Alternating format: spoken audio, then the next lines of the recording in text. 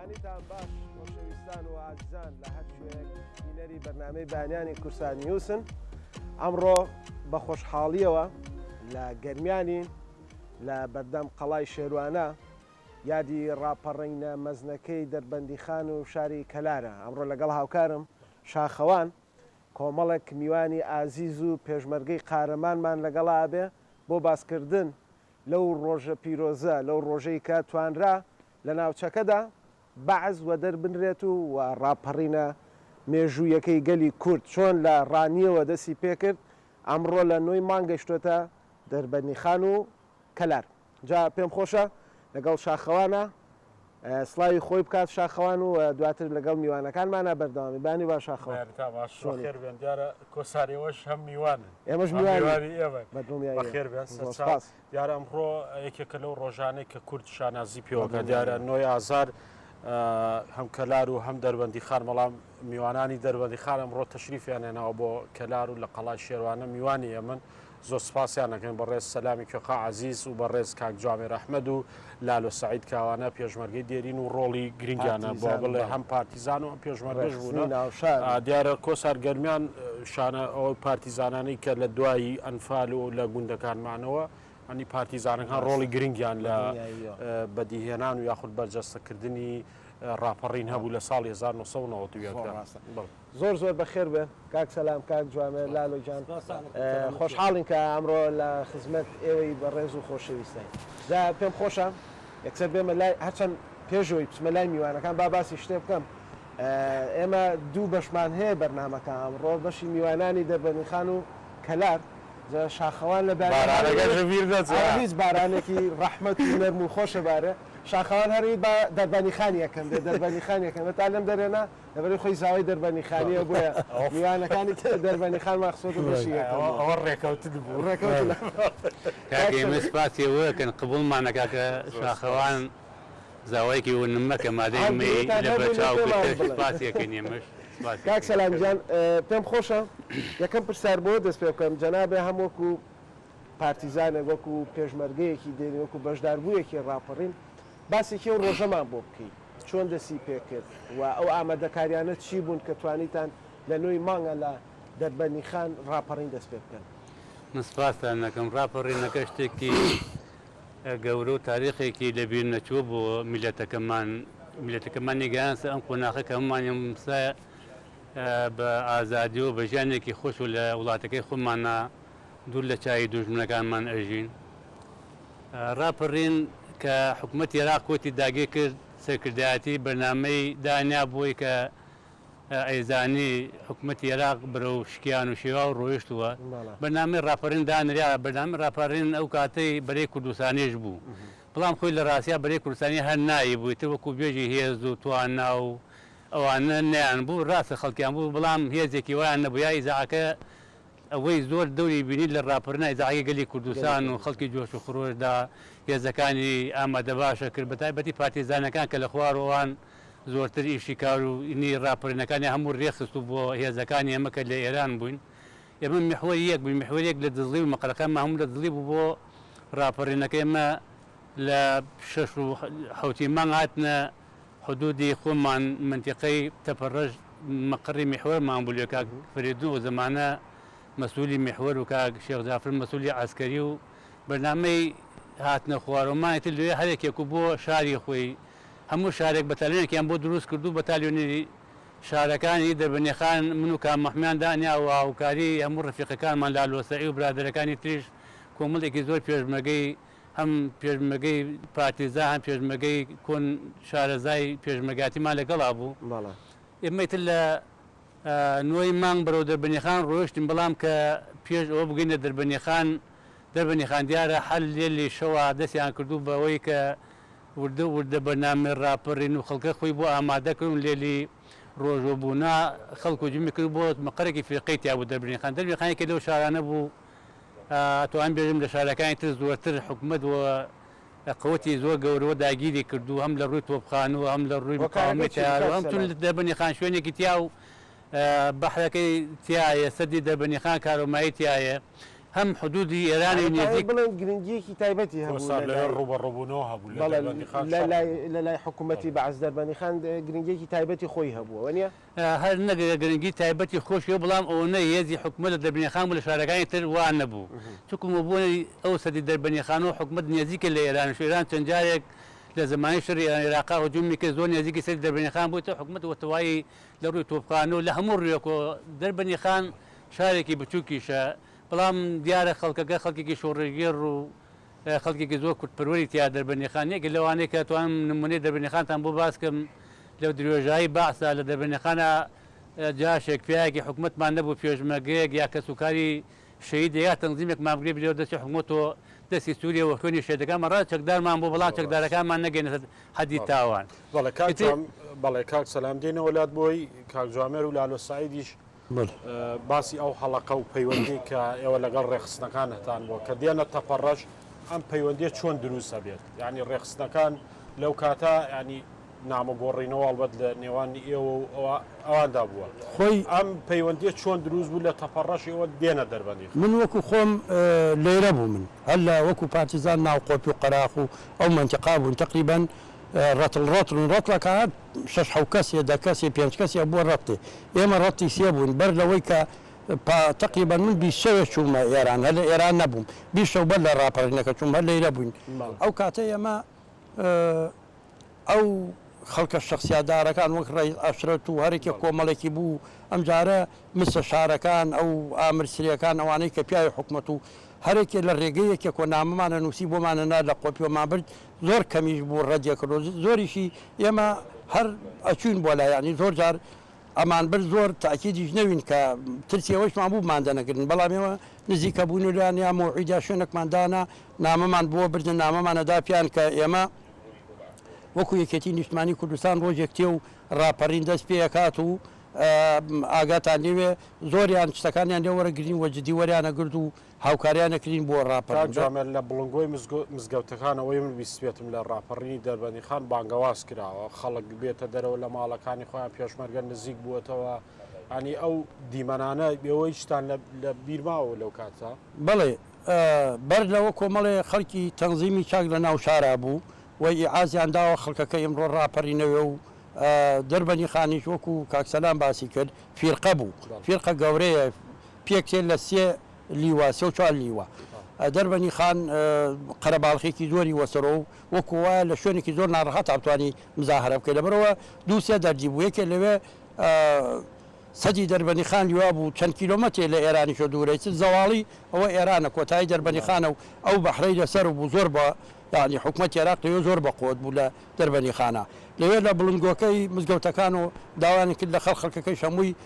ئامادە بوو بەهۆی ئیزاعەکەی گەلی کوردستانەوە یەکێتی بەر لەوە یعلام و هەموو شتەکانی خستووە ئیش بۆ ڕاپەڕین بۆیە خەڵکەکە هەمووی ئامادە بوو بۆ ڕاپەڕین لە ماوەیەکی زۆر تولی نەدا پێی ناو شارەکە گیرا ناو شاری دەربەندیخان هەمووی گیرا شاخەکان ماوە ئێمە لە لای مەدان و ئەو ناوە کۆمەڵێ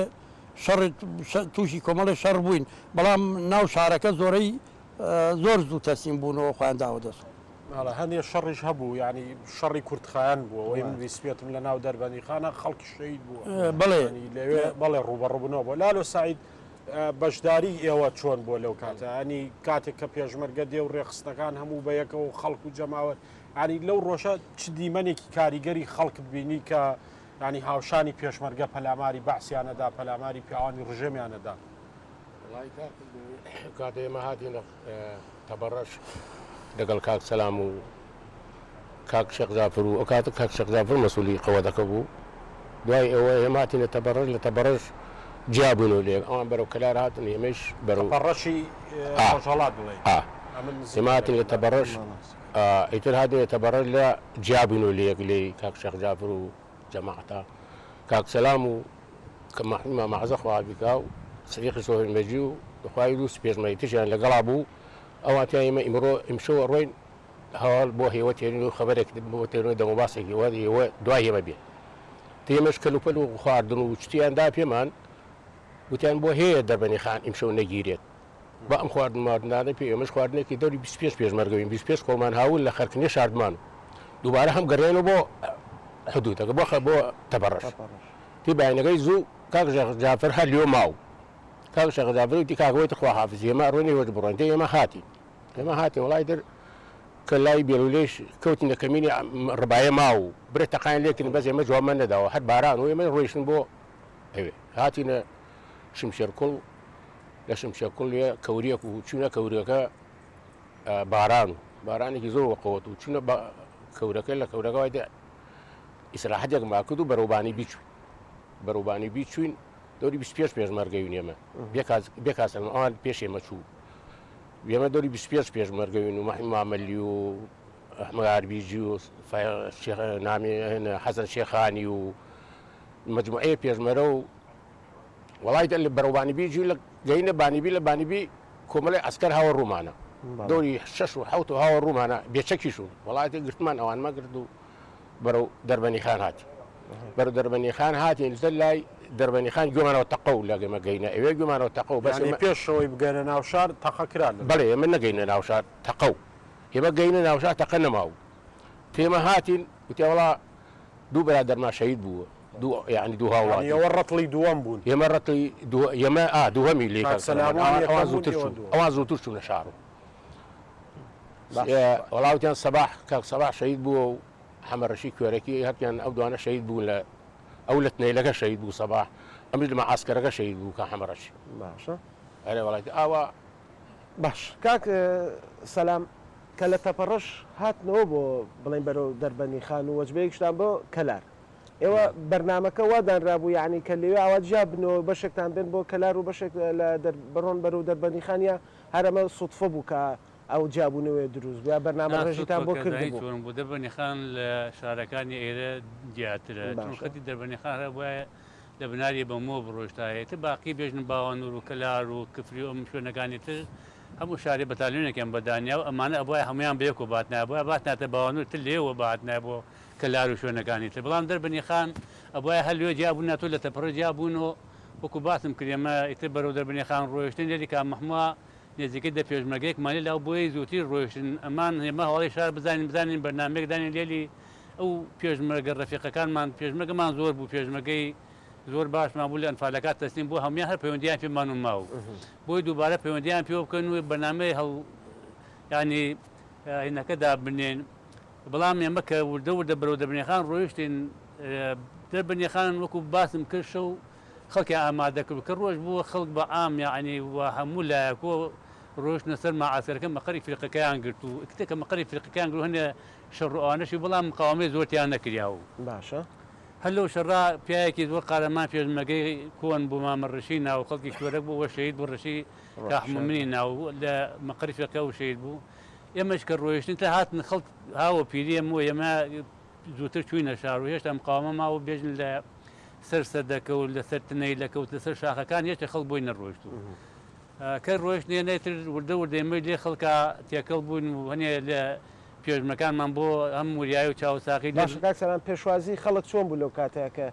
هزي بيجمرجر روج برو شارك و تيكل بخلق كبول لو كاتا زور يعني ما زور مشغول يشرن با ما وباسكم كبوكو هني شوين ما بيج مكان دانيا ولي خلقا روشن بو شنو لا سر تنيلك اللي هم هاولاتي قلت من شهيد بو صباحي حسين بن خلقي قرم كوت اللي انا هم الربايا كان يعني كتسليم هم تسليم بونو جدي هم الربايا كان يصير شاخ هم ولده يزي عسكري وانا هنا وشار يزي كي زور قورو يتي هذا كان من قورو يعني بو خلق وهي مو هموت يا كلب خلق في جوازي كي زور قوري اللي مكل يعني الرجاي كله رجانو يما اوات ما بيبينين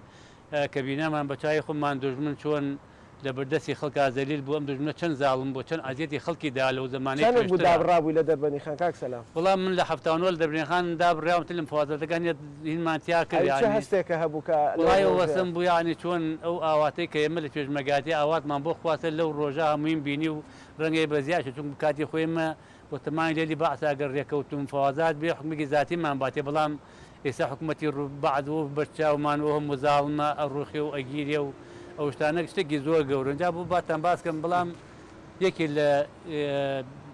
مهمكي قومي كرد وثانيه زور ببزي برامبري دوج مكان هي كاتي ذليل بوني انا باور ما كاتي خوشي هوا بو كرد ئەوانەی کە ئاسکەریە بوو خەڵ زۆر احترامێکرد هیچ ئەو ئاسکەری هەر لە ڕاستی خۆ جێشە بوو کوردی ئەنفال کرد کوردی کیمیا باران کرد ئەوە و خەسارەتەی لە وڵاتی ئێمەدا بەڵام خەڵک ئەوەی وەچاو تەماشان نەکرد بەڵام خەڵ بۆ بە تایبەتی ئەمن و ئیستیخبارات و پیاوەکانی حکومەت چون زۆر داخل دڵن ئەمانە زۆرتر خەڵکیان عەزیەت کرد و خەڵکیان تعزیب کرد و خەڵکیان سەجن کرد و دیار بووم لە دەربەنیخان لەبەرەوە دەربەنیخان شارێکی گەورەنیە شارێکی بچووکە ئەمانەیە هەرچیان پێشتر دیارە مەسوولەکانیان زانیان و ئەوانیان هین بوو بۆ خۆیانلیاندا و دەرچوون زیاتریان لەو بەرۆ ڕۆشتن بەرەو خانەقین شوێنێکی تۆڵ و مەستەقەی ئاسکەری و ناو خەڵکان هاتوو هەنێکشیان ماون لە دەربەنیخان نازانم بەخوای عەدەدیان چەند کەس و بەڵام دیارە دەستی خەڵک کەوت هەر خەڵک بۆ خۆیان لەو هینانە کوشتنیانیانێڵا دەربازبوون بە تایبەتی ئەوانەیە کە ئیستیخبارات موانین دەستیان بوو لە دەستیان هەبوو تعزیب و کردنی خەڵکان نێوە هیچیان ئەوانیان دەرباز نەبوو ئیتر خەڵک بوو ئێمە شتێکی یعنی شتێکی سیر بوو لەو کاتا کە ئەم حکوومەتە بۆ هەموو قوت و ئاوازەلی بوو لە بەردەستی خەڵک و جەماوەرەکە کاک جوامێر شتێک کە زۆر جات پلانی بۆ دانێ بۆی ئەنجام پێکێ ینی تۆ باسیەوەت کرد کە چەند ڕۆژێک لە مەتەخەکە دابڕای وەک پارتیزان هەڵسەنگاندتان چۆن بۆ ناو دۆخی شار کردبوو ینی ئەمە پێویستی بە چەند پێشمەرگەیە ینی چۆن ڕوبەڕووی پیاوانی بەعس بنەوە هەڵسەنگاندتان بۆ ناو دۆخی دەربەندیخان کردبوو لەو کاتایەوە وڵایی ئەمە لە ڕاستیا حکوومەتی عێراق زۆر زاڵم من وامان نەزانی خەڵکیش یەکجاروا هاوکارمانەوێت لە ڕاستی خەڵکەکە هەمووی هاوکارمان بوو و حکوومەتی عێراقیش ئەو کشتە حربە لەوە پێش بینا و حربی کۆیتی بینا حەدبی ئێران عێراق 8 ساڵی بینا جێشەکەی لە ڕاستیا کە معنەوێت و ئەینا هێزێکی کەمی وەکو ئێمە و بەرامبەری ئەو حکوومەتە زلەکە هەرچی ئەسلاحە و هەرچی پارە و داهاتی ئەیداوە چەک و پیشەک و تەقەمەنی ئەقلمانەی بڕی هەتا ئێمە لە تەپەڕەشێکی نانی چەند ڕۆژێکمان خستە ناو کۆڵە پشتەکانمان هەستان بە ڕوبەڕووبوونەوەی قورس کرد کە ئەوە بڕۆن بەرە و شار و پێکدادانی گەورە دروست وڵی چاوەڕوانمانەکرد لە بەرەوەکو باسم کرد چاوەڕانیش بوون هاوکارمان و لەبەرەوە ئەو خەڵکەی کە ئێمە دەستمان پێگەی و نامەمان بۆ نارکەس زۆر بەکەمی ڕەدیانەکردەوە هەمویان ئامادەون لەبەرەوە حکوومەتی عێراق ڕەنگە خۆتان بازێکتان ناڵ ڕەنگە ئەوەی شوفکردانەیە ئینتیپازەکە کە بوو ئەمە ڕوومان کردە ئێران ئەوەی کە دەیان پیاوی بۆ بەعس کوشت و پیاوی بەعس و ئەکەوتە بەری ئەمەوە ڕایە کرد زاڵمی بەعس ئەوە نەبوو خەڵخۆشی بووە بەڵام ئیتر حکوومەتێکی خۆسەپێنی خراپ و خۆی سەپان و ملی خەڵکەکە بۆیە خەڵکەکە ئەوە نەداغ لە دڵ و ئەوەشی کە پیاوی حکوومەتوەر حەزە کرد بڕوخی ڕاست باش لاڵۆ بابێ مۆلای جەنابێت کاکسەلام باسی ئەوەی کرد کە چەند ڕەبایەک لە ناو شاری دەربەنیخانە هەبوو کە هێزی پێشمەرگە هاتووە توانیتانە دەستیان بەسەرا بگن یاخود بەعز لەو ناوانە دەربکەن ئەو ڕەبانە و بیرێت یەکەم شوێن کوێ بوو لە چه شوێنێکی دەربەنیخانە بوو بەڵێ ئەو ئێمە چوونە ماسکەرەکە نیوەی گیریا و نیوەشی ماوە یانی تاقەکردنیوان دە کوڕێکی خزمی ئەمە ئامۆزانمە سەرداری ناوە سەرداری حاجی مەحموو ئەوە وەکو مەسوولی ئینەکان واوە مەسوولی قەوەتەکەی دەربەنیخان یەکە وەکو عشایرێت باڵە ئاربیجێکی پێ و باوازی کردو و توی کاکە گیان شەڕە و دەستی پێ بکەنەوە پێشمەرەژوا لە پشتمانە مەترسن ئەوە بەجمعی وتیانە کاکە چۆنە لە خۆداما بە پێشمەرە نزیکی خۆمانەوەی تێمە تەقەم بکەن پێشمەرەوا لێلمان ئیتر وڵات شەڕیان کردو دایان و لە مەعسکەرەکە و ڕەبایەکانیان گرتو و تا ئێمە ڕۆیشتین ئێمە نەگەینە تەقی ڕەبایەکانە ئەوە ڕەباکانە گردو وەکو عشایر ئەرە وڵاتی کاک سەلاماش گەوینە تەقا ئێمە بەزە ئێمە نەگەینە تەقاشانە پێشتر هیچ پەیوەندێکتان هەبوو لەگەڵ ئەو خەڵکەیە کە خۆیان هەستا بوو پەیوەندیان پێ چۆن پەیوەندیان پێمانەوە پەیوەندی وە کاک سەلامانە بوو ئەوان ئێمە درەنگ ڕۆژێ درەنگ ئەمان ڕۆژ دووتران پەیوەندیان کردووە کاک سەلامان و ئیتر ئەوان تەقەکە دەستیان کردو شەڕکردن لەناو مەعسکەرەکە ئیتر مەعسکەرەکان گرتووە پێشمەرگەەوە و عشایرەوە ئیتر هەرکی فراکەوتو هەمووی بەیەک ئارێوەڵا هەمووی بەیەک کاک سەلام ئەوەی کە لەم ڕاپەڕینە شاخەوانەی بینی کە جێی دڵخۆشی بوو ینی پێشمەرگە و هاوڵاتی و ژن و پیا و مناڵ و گەنجدار و هەمووی بەیەکەوە خەریک بوو هەمووی بەیەکەوە هەوڵی یا و ڕای کردەوە هەستاوەتە سەر پێ بۆی بتوانێت بەرامبەر ئەو زوڵم و ستەمەی کە بەعس کردی کە ئەو حکوومەتە دڕندەیە تۆ لە بیرت من والله تەمەنم 5 ساڵ بوو منش هەر تقریبا هەرەوە نییە هەستەکەم خەو باسییان کردو خەو خەیاڵ تێکەڵ بووە ئەژینانەوەڵا بیرم بەڵام بە بۆنەی شۆڕژگەڕانیەوە کەسانی خۆشەویستی وەکو کاک سەلام و میوانە عزیزانەوە بۆمان باس کراوە بۆمانە جێڕەوە کاک سەلام ناڵم شاخۆن زۆر ئێمە هەمومان میوانی لێ ئەوەی کەلار بەجێ بێڵە بۆ کاک سەلام باسێکی ئەوم بۆ بکەین پێش ڕاپەڕین و دوای ڕاپەڕین ینی لە پێش ڕاپەڕین دەربەنیخان بارودۆخی چۆن بوو و لە دوای ڕاپەڕین چیتان توانی بکەن و چۆن توانیتان ئەو شارە بخەنەوە سەر پێی خۆی و بتوانن ژیان تیا بەردەوامێت لەبەرەوەی خۆمان نەزانین لە هەر شۆڕشێکا کە ڕوو یاخود لە هەر ڕاپەڕینێکە تۆ فەوزایەک دروستە بێ چۆنڵی بێسەروبەریەک دروستە ئەبێ ئاگاو لێ بێت و کۆنتترۆلی بکەیت چۆن پێشمەرگە توانی ئەم کۆنتترۆلە دروست بکاتەوە لە ناو شارەکانە وڵای ئەمە پێشمەگە هەر لە ڕاستیشە لە مشارەکانەوەنە زۆر نەبین توانین سێتری کامل بکەن وەسەر خەڵک و ئەوانە بەڵام تر خۆی لە ڕاپەڕینەکە ئەوەی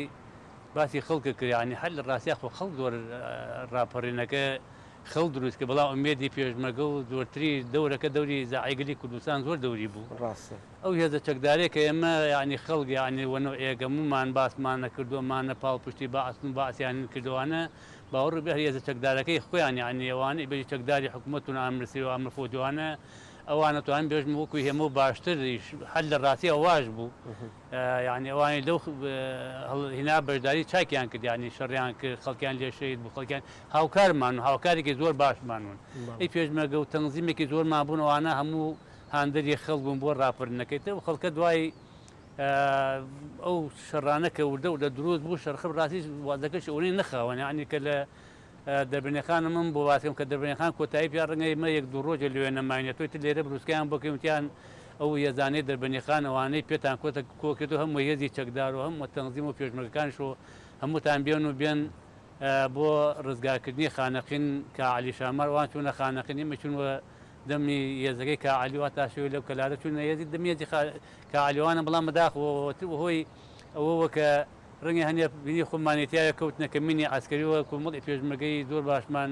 شەید بۆ میان پێشمەگەی پارتیزان و ئەوانەی ئێران بوون لەو شەڕا ئیتر ئێمەش وردە لە خانەقین بەشێکیمان لێ ڕزگار کە بەڵام نەمانتوانی خانەقین تەواو سەیتەرێ بکەن چکو خانەقین هەم شارێکی حدودی هەم مجلیسی علاش هاتوونە خانەقین ئەوە زۆر عێراقی زۆر ناڕەحات کرد و هی ئێران و ئێران قووەتێکی زۆری مجاهید و دیوای حەرەت جمهوری هاورد بۆ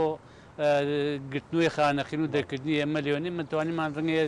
هێزەکەی هەفتەیە دەڕۆی لە خانەقینە شەڕی زۆر گەورەمان کرد دەستی زۆر باششمان لە حکوومەت وەشاند و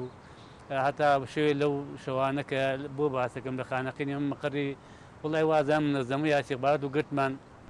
خانەقینەکان خۆیان شارەزایمان بۆ سەری گرتمان حرەس و شتێکی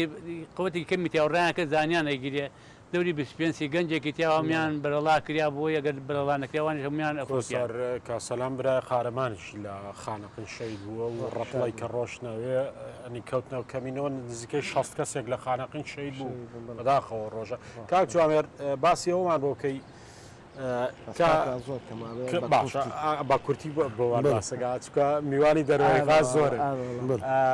کاک جوامێر تەوقیتی دەستپێکردنەکە کە چوونە ناو شارەوە ئەم هەموو هێزانە مەسەن پارتیزانەکان هاتن و ڕێخستنەکان و پێشمەرەکان لە دەرەوە ئەم تەوقیتە چۆن ڕێکخرا ینی سەعات چەند دەستان پێکرد چۆن ڕێککەوتن کە لەو تەوقیتە هەموو ئەو هێزانەی کە بەیەکەوە لەگەڵ خەڵکا بەشدارەکە چۆن ئەم تەوقیتە ڕێکخرا وڵای خۆتان نەزان لە پێنجی سێ لە ڕانێەوە دەستی پێکرد وردەوردە هات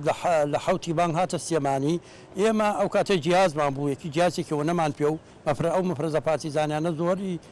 پەیوەندیمان بووە یەکۆ ئەوە نەبوو پەیوەندیمانەوە تەوقید و کاتماندانا و سەعات چەند بوو دقیقاً ئەوەی دەربەندی خان